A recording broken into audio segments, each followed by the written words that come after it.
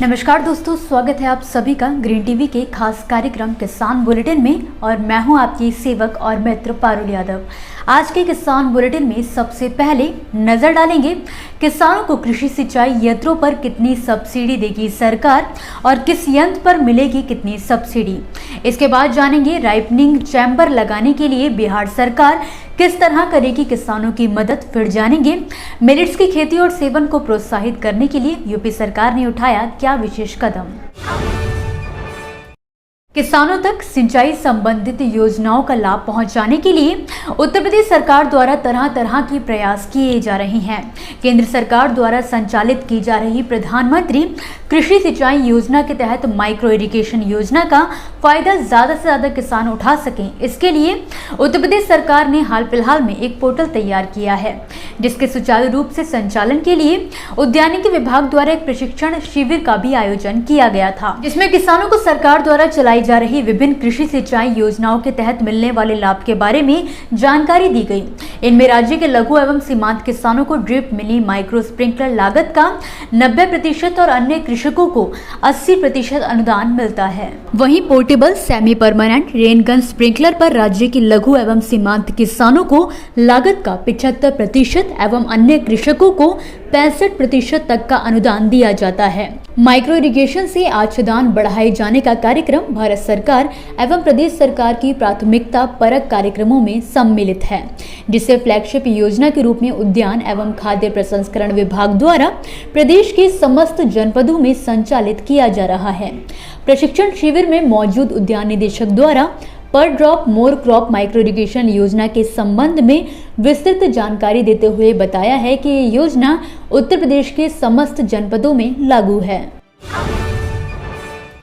कृषि के क्षेत्र में तरक्की करने के उद्देश्य से किसान अब पारंपरिक फसलों के साथ साथ बागवानी व तकनीकी खेती पर भी जोर दे रहे हैं, ताकि उन्हें खेती से अच्छा मुनाफा मिल सके।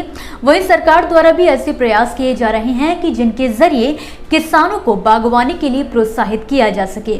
इसी कड़ी में बिहार के कृषि विभाग और उद्यान निदेशालय द्वारा अब किसानों को राइपनिंग चैम्बर लगाने पर सब्सिडी देने का फैसला लिया गया है। दरअसल अक्सर व्यापारी किसानों के बागवानी की फसलें खरीद कर इसे गोदाम में केमिकल से पकाते हैं।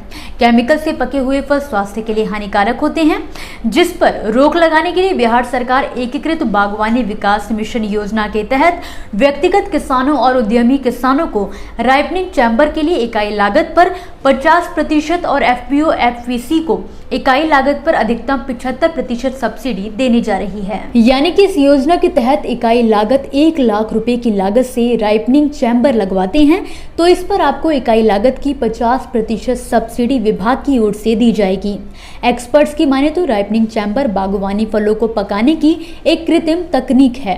इस तकनीक से पके फल लंबे समय तक खराब नहीं होते हैं और सिर्फ 24 से 48 घंटों में पक जाते हैं। इस योजना का लाभ लेने के लिए किसानों को बागवानी विभाग की ऑफिशियल वेबसाइट के लिंक पर जाकर आवेदन करना होगा। क्योंकि इस वर्ष को भारत सरकार के आह्वान पर इंटरनेशनल ईयर ऑफ मिलेट्स के रूप में मनाया जा रहा है, इसीलिए न केवल भारत सरकार द्वारा बल्कि सभी राज्य सरकारें अपनी अपनी तरफ से पूरी कोशिशें में लगी हुई हैं कि आम जनता को, देश के किसानों को और खेती से जुड़े हर व्यक्ति को मिलेट्स की अहमियत मालूम हो सके और इससे ज्यादा से ज्यादा बढ़ावा मिल सके। इसी कड़ी में उत्तर प्रदेश सरकार ने राज्य में वित्त पोषित मिलेट्स पुनरुद्धार कार्यक्रम यानी कि मिलेट्स रिवाइवल प्लान पूरे राज्य में लागू किया है, जिसके तहत मिलेट्स के प्रति युवाओं और बच्चों को केंद्रित करके लोगों को जागरूक किया जाएगा। इसके अलावा मिलेट्स रेसिपीज को भी बढ़ावा दिया जाएगा। आपको बता दें कि इस कवायद को जिलाधिकारी की अध्यक्षता में बनी कमेटी की निगरानी में पूरा किया जाएगा। यूपी की जनता को पुष्टाहार से लाभान्वित करने के लिए योगी सरकार ने अब मिलेट्स यानी श्री अन्न के प्रति लोगों को जागरूक करने की पहल की है। हर जिले में चलाए जाने वाले जागरूकता अभियान में मिलेट्स से बनाई जाने वाली रेसिपीज को लोकप्रिय बनाने के उपाय किए गए हैं। इसके साथ ही भोजन में मिलेट्स को शामिल करने से होने वाले फायदों को छात्रों के स्कूली पाठ्यक्रमों में शामिल किया गया है। सरकार ने इस बीच शिक्षकों को भी जागरूक करने की आवश्यकता पर बल देते हुए प्रदेश के सभी स्कूलों में अध्यापकों को प्रशिक्षण देने की तैयारी कर ली है। तो दोस्तों, ये थी वो खबरें जिन्हें हमने आप तक विस्तार से पहुंचाया, लेकिन अब हम बात करेंगे कुछ ऐसी खबरों की जिनके बारे में भी आपके पास जानकारी होना जरूरी है। तो चलिए फटाफट से एक नजर डालते हैं खेती किसानी और कृषि क्षेत्र से जुड़ी आज की छोटी बड़ी अपडेट्स पर। राष्ट्रीय राजधानी दिल्ली और उसके आसपास के इलाकों के लोगों को अभी महंगाई से राहत मिलने की उम्मीद नजर नहीं आ रही है।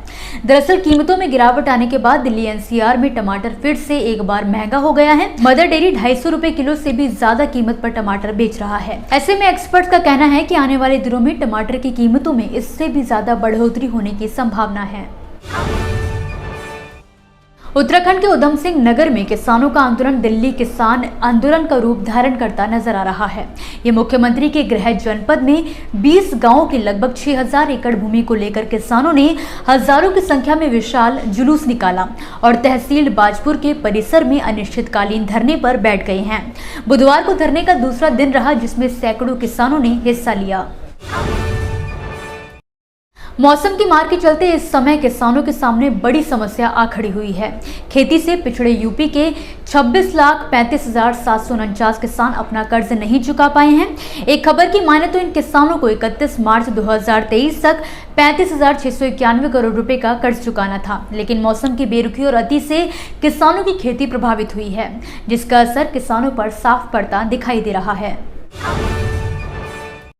भारत सरकार ने बासमती चावल को छोड़कर सभी तरह के कच्चे चावल के निर्यात पर बैन लगा दिया है, ताकि कीमतों में नियंत्रण लाया जा सके। मगर बढ़ती कीमतों का असर अब इथेनॉल उत्पादक कंपनियों पर भी पड़ने वाला है। खबर है कि शुगर इंडस्ट्री ने सरकार से इथेनॉल की कीमत मौजूदा 65.61 रुपए प्रति लीटर से बढ़ाकर 69.85 रुपए प्रति लीटर करने का अनुरोध किया है। इस साल को दुनिया भर में मिलेट्स वर्ष के तौर पर मनाया जा रहा है, जिसमें अपना अहम सहयोग देते हुए यूपी सरकार ने एक नई कार्य योजना बनाई है, जिसके तहत हर जिले में जिलाधिकारी को इस योजना को लागू करने की कमान सौंपी जाएगी। मुख्यमंत्री कार्यालय की ओर से बताया गया है कि राज्य सरकार ने यूपी मिलेट्स पुनरुद्धार कार्यक्रम के माध्यम से श्री अन्न के प्रति लोगों को व्यापक पैमाने पर जागरूक करने की भी तैयारी कर ली है।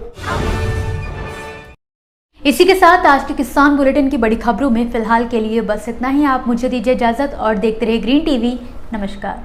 देखिए ग्रीन टीवी यूट्यूब पर भी, बस सब्सक्राइब करें और बेल आइकन दबाएं।